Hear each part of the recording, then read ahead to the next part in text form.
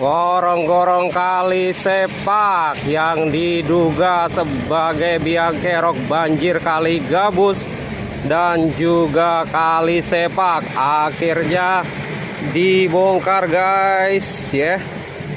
Puluhan kubik lumpur ataupun tanah yang menyumbat gorong-gorong di keruk eskavator.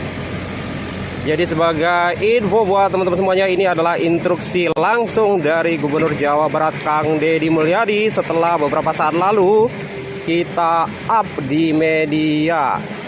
Akhirnya langsung ditindaklanjuti. Bapak Aing mantap, semoga dengan dikeruknya gorong-gorong ini akan lancar lagi aliran kali sepak dan memperkecil resiko atau dampak banjir di kali gabus, kali sepak dan sekitarnya guys.